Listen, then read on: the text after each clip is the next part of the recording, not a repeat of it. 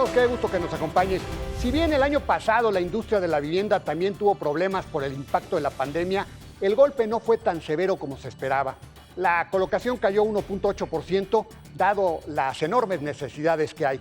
La industria también puso de su parte la banca e instituciones como Infonavit, el Fobiste y la Sociedad Hipotecaria Federal.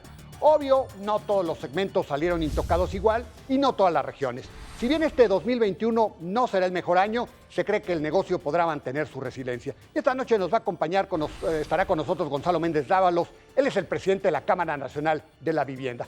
¿Qué podemos esperar para esta industria? ¿Qué oportunidades se presentan? Lo invito a que se quede con nosotros. Sí, el tema de esta noche es la vivienda.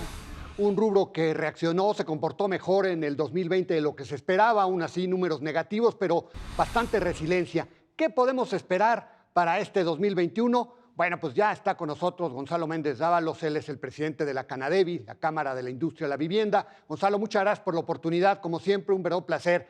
¿Qué estarías viendo para este 2021 para la industria de la vivienda? Hola, ¿cómo estás, Alberto? Me da mucho gusto saludarte. Saludo a ti y a tu auditorio. Y bueno, pues como ya hemos platicado en otras ocasiones, Alberto, el año 2020 fue un año complicado, complejo. La verdad es que no sabíamos cómo se iba a comportar la industria de la vivienda. Pensábamos que iba a ser un problema muy grave para esta industria, que no escapaba de la crisis y de la contingencia sanitaria y la muy grave crisis económica que veíamos venir. Y pensábamos que iba a ser un año muy complejo. Afortunadamente, no lo fue de esta manera por varias razones, como te he platicado. La primera es porque primero las tasas de interés son muy competitivas, las más competitivas en los últimos 20 años, que rondan de entre los 7.70% al 9%. La segunda situación es, como bien dice ONU Habitat, la vivienda fue la principal línea de contención para resguardarse y para tomar la sana distancia. Y la vivienda, como bien lo conocemos, no solamente se convirtió en un sitio para descansar y para estar en familia, también para trabajar. Entonces, la gente que afortunadamente no perdió su trabajo y que tenía necesidad de una vivienda, pues ejerció su crédito hipotecario. Esa es la segunda razón. La tercera razón es evidentemente la gente también que conservó un poco de recursos depositados en la banca, pues apreció con mayor contundencia que era el momento de invertir en un patrimonio para evitar que la vivienda de alguna suerte incrementara su valor y decidieron ejercer sus recursos. Entonces, el año anterior, el año 2020, fue un año que se comportó mucho mejor de lo que esperábamos. Apenas tuvimos un decrecimiento del 1.2% en cuanto a la absorción de vivienda nueva comparado con el año inmediato anterior.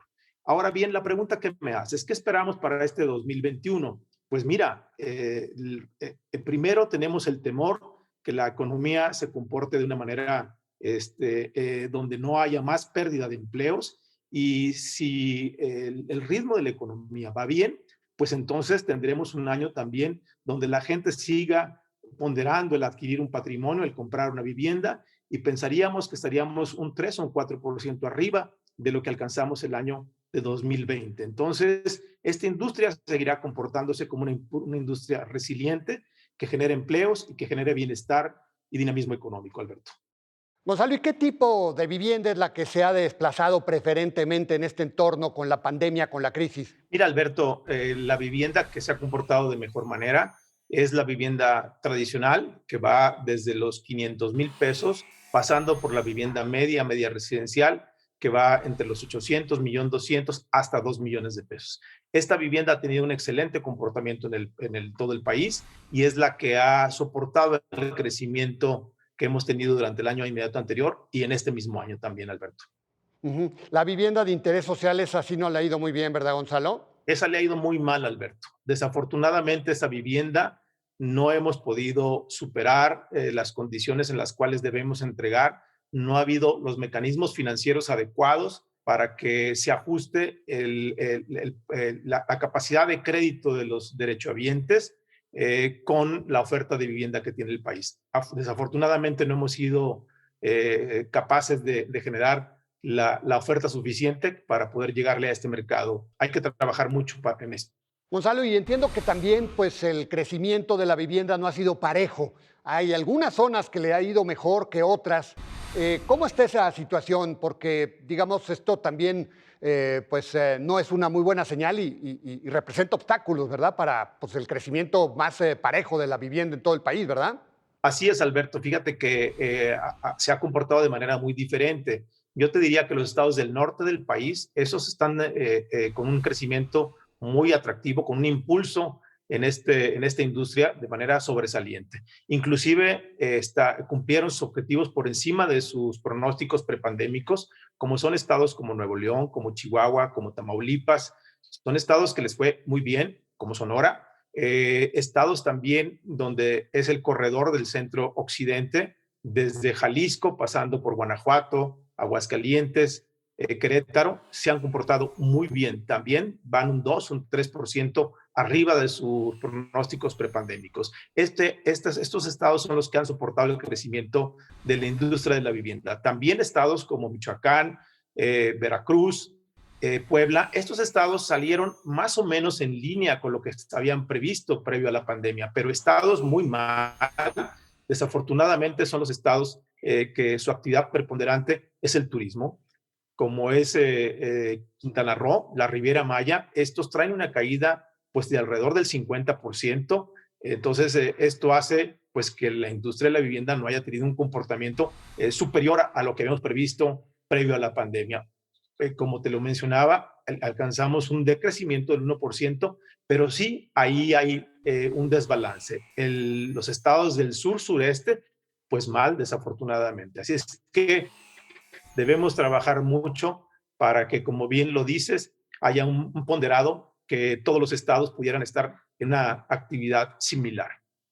Ahora, pues es de celebrar, Gonzalo, el que pues, esté creciendo la industria de la vivienda por los déficits que se tienen, que pues, son recurrentes, y sobre todo porque ya sabemos lo que no construya la industria formal, al final de cuentas lo va a construir las familias de manera informal, poco a poquito, en las condiciones que no son las más adecuadas. Por eso es tan importante. ¿Qué verías para este año, para la industria? Digamos, ¿cuál sería el comportamiento en digamos, esta parte de desarrollo desbalanceado en cuanto a la vivienda de interés social que no camina, la media que sí camina? ¿Qué verías? ¿Cuáles son el comportamiento que se espera para el resto del año? Bueno, mira, Alberto, como hemos platicado en otras ocasiones, el país tiene un déficit de vivienda. Hay que hacer 9.2 acciones de vivienda durante los próximos años. Y si nos ponemos a pensar que se hacen 650,000 nuevos matrimonios, entonces este déficit aumenta, va aumentando. Y como te platicaba también, se hacen casi previos a la pandemia, casi 1 millón de acciones de vivienda por año, de los cuales la industria de la vivienda, la industria formal, apenas hace aproximadamente 350,000 viviendas. Lo que quiere decir es que el resto las hace el pueblo de México como va pudiendo, poco a poco. Y desafortunadamente mucho de eso se hace de manera desordenada, en zonas de riesgo, donde hay un problema serio. Te doy algunos datos. Según el IMSS, el desorden urbano le cuesta al Estado mexicano cerca de 968,000 millones de pesos. Esto es algo así como el 6% del Producto Interno Bruto. Y te doy otro dato también que es muy alarmante. Este país se generan 90,000 lotes que son irregulares por año. Entonces, por eso es tan importante que la industria de la vivienda tenga un mayor impulso, no solamente desde el punto de vista económico, sino también social, y para buscar el ordenamiento y crecimiento sustentable y sostenido de las ciudades. Entonces, me parece que hay un gran reto de cómo vamos a ser mucho más profundos en la solución de los problemas en la vivienda en el país. ¿Qué hace falta, Gonzalo, para que la vivienda crezca más a prisa? ¿Qué necesitamos? ¿Qué le piden ustedes a las autoridades? Bueno, me parece que hay un gran pendiente para atender a los mercados de los no afiliados. Pensamos que de esos alrededor de 10 millones que hay que hacer de vivienda, la mitad está en este segmento. Es gente que no cuenta con seguridad social, que no está inscrito ni en el Infonavit ni en el ISSSTE, y sobre todo para gente que gana entre los 7,000 y los 20,000 pesos. Hoy no hay un mecanismo financiero adecuado para poder llevarle una solución hipotecaria a esta gente. Entonces, me parece que ahí hay que trabajar de manera contundente con la Secretaría de Hacienda, con la propia Sociedad Hipotecaria Federal, para instalar mecanismos donde hubiera garantías al frente para que las instituciones de la banca comercial se animen a prestarle a esta clase, a este segmento de la población que no tiene una seguridad social, pero sí tiene capacidad de pago en estos rangos y que de alguna suerte con una garantía, como lo menciono al frente, que pudiera dar la Sociedad Hipotecaria Federal, apoyado por Hacienda, los bancos pudieran otorgar este tipo de créditos. Me parece que ahí nos falta construir mecanismos adecuados para poder llegar a esta población. Me parece que, bueno, también se han dado pasos muy importantes desde el Infonavit, te quiero comentar, que ya hay visos de que podemos atender este tipo de población. ¿Por qué? Porque recientemente en la reforma que fue aprobada, donde parte de la reforma se va a atender a las subcuentas de vivienda no activas. El Infonavit tiene 64 millones de cuentas, de las cuales solo 20 son activos y 44 son derechohabientes que alguna vez cotizaron, pero que no son activos, y ahí van a poder disponer de su subcuenta de vivienda para ejercer un crédito hipotecario para una vivienda existente o una vivienda nueva. Y bueno, pues ahí se ampliará la gama de posibilidades para el pueblo de México para ejercer una hipoteca, y esto le dará una solidez al mercado inmobiliario e hipotecario muy importante desde el Infonavit. Para ese sector que pues no es formal, para ese sector que está, digamos, que recibe pero no lo puede comprobar, ¿se visualiza algo? ¿Vendría algo inmediato después de las gestiones que han estado realizando, Gonzalo? Sí, sí lo estamos viendo. Te platico, Alberto, que estamos en comunicación. En el pasado Encuentro Nacional de Vivienda acordamos con el propio secretario de Hacienda instalar mesas de diálogo con la Secretaría de Hacienda, con Sociedad Hipotecaria Federal, para impulsar mecanismos de esta naturaleza, mismos que ya estamos prontos a empezar a trabajar para ver si de cara al segundo semestre de este año pudiéramos encontrar alternativas de solución para entregarle a este segmento de la población soluciones como la que estamos mencionando, Alberto. Ya por último, Gonzalo, ¿cuál es la situación de las empresas después de un año tan complicado como el 2020, este 2021 que no ha sido fácil? ¿Cómo están las empresas? ¿Desaparecieron? ¿Cerraron algunas empresas? Mira, afortunadamente no tenemos noticias de nuestra industria que haya sido un problema generalizado. La realidad es que sí te digo que hemos sorteado con fortuna esta situación compleja. ¿Cómo están? Bueno, están todas necesitando, la mayoría necesitando de fuentes de financiamiento. Hoy hay recursos a través de Sociedad Hipotecaria Federal, de la banca, y lo que desearíamos es que el análisis que han hecho los bancos para otorgar créditos y puente para la construcción de vivienda, que pudieran ser más agresivos, que pudieran tener mayor entusiasmo la banca, porque sí hemos encontrado algunos desarrolladores medianos y pequeños que han tenido cierta complejidad para accesar a los recursos de parte de la banca. Alberto, te comento también que parte de lo que tenemos pendiente es buscar con mayor eficiencia, con mayor profundidad, que haya financiamiento para todos los desarrolladores. Hemos visto cierta complejidad para los desarrolladores pequeños y medianos para accesar a créditos puente a través de la banca comercial. Yo te diría, nuestro próximo consejo estará con nosotros, tal pareciera, el presidente de la Asociación de Bancos de México, a quien hemos invitado para platicar precisamente de esta circunstancia.